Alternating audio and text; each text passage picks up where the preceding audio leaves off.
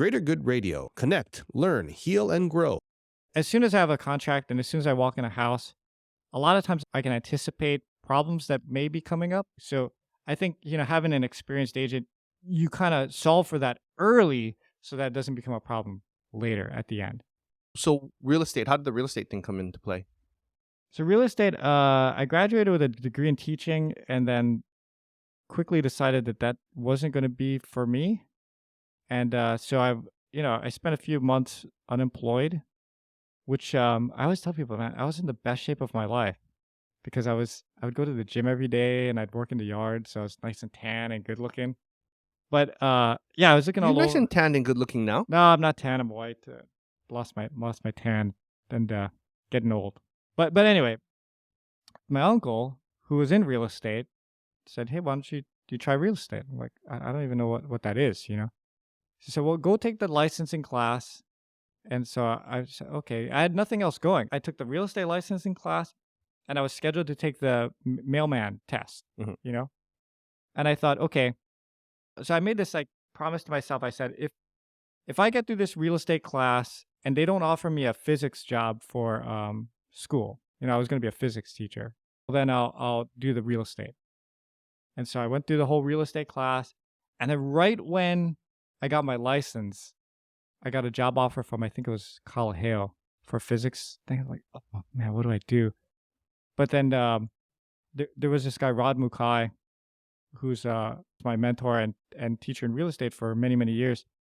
Yeah, we ended up connecting, and I sat down with him and interviewed, and I just enjoyed talking to him so much. I'm like, okay, I'm going to try this out. I'm going to give this a shot. And that's history. So he was your mentor? Mm-hmm. Yeah, so I worked for him for 9 years. 9 years under his group. And it was great, man. It was such a good time. It's an interesting business. It's a difficult business, but there's a lot of fun in it too, What have you seen in changes over the time period you've been in it? Oh man, it's interesting because everything has gotten a lot faster. Because you got to imagine, I started in 2003, which doesn't seem that long ago, but that's 20 years ago. So we didn't have scanners. Everything was faxed, if anything. So it's a lot of wet signatures. So it's a lot of driving. I got to drive to Evan's house now, grab this thing, you sign it, then I drive to the other agent's office, drop it off because their deadline for offers is whatever. To, oh, now we're going to scan this thing and email it back. To, now it's DocuSign. I don't even scan it. It's all digital. Just you sign it online, it just boop goes, right? So a lot of the paperwork aspect of the job has changed, and now there's a whole new industry of what's called transaction managers who basically handle your back end. Like a loan processor?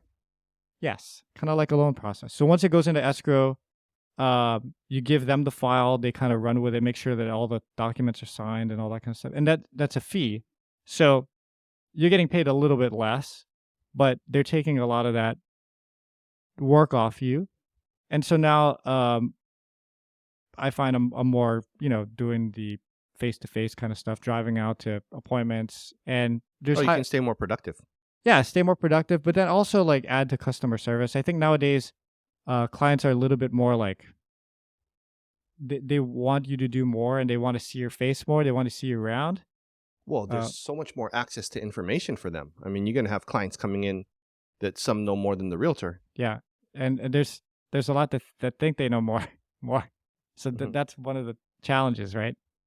But yeah, for us, we try to be present at showings so that we can give good feedback and turn the lights on stuff, and just try to show more value, help with the prep of the house and things like that, which I didn't do as much before, but now that I have the extra time. So what makes one realtor better than the other?